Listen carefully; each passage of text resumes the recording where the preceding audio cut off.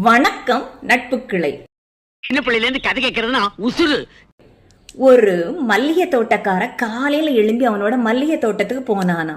போய் மல்லிகை செடிகளுக்கு நடுவுல இருக்கும் அத்தனை முள்செடிகளையும் பிடுங்கி வேரோட சைட்ல போட்டானா. அப்படி போட்டுட்டு இருக்கும்போது முள்செடிகள்ல அவன்கிட்ட கேட்டுச்சான், நாங்கெல்லாம் இந்த உலகத்துக்கு பயனற்றவர்களா? எங்களால எந்த பயனுமே கிடையாதா? எங்ககிட்ட முட்கள் இருக்கிறதுனால தானே நீங்க வெறுக்கிறீங்க, மற்ற செடிகளெல்லாம் வைத்து நீங்கள் கொண்டாடுறீங்க அப்படின்னு கேட்டுச்சான். இவன் இதை காதுல வாங்கிட்டு வீட்டுக்கு போயிட்டானா. வீட்டுல போய் இந்த உலகத்துல படைக்கப்பட்ட அத்தனை உயிர்களுக்கும் ஒரு அர்த்தம் இருக்கு, ஏதாவது ஒரு பயன்பாடு இருக்கும். அப்படி என்ன பயன்பாடு இந்த முட்செடிகள்கிட்ட இருக்கு அப்படின்னு யோசிச்சானா, கண்டுபிடிச்சானா.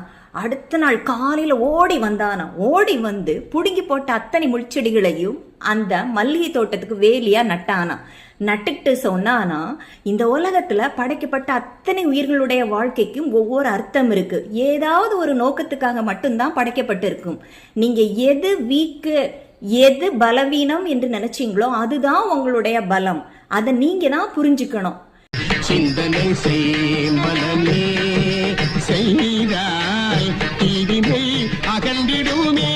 இப்ப பாருங்க, நீங்க இந்த மல்லிகை தோட்டத்தை பாதுகாக்கும் முக்கியமான வேலையை செய்ய போறீங்க, நீங்க தான் உயர்ந்து நிக்கிறீங்க அப்படின்னு சொன்னானா.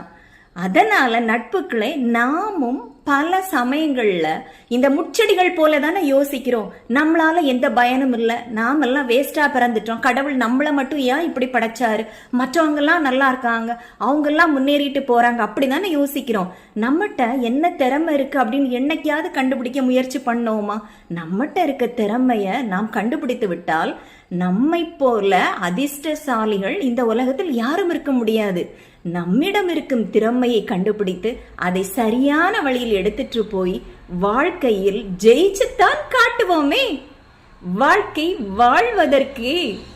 நன்றி.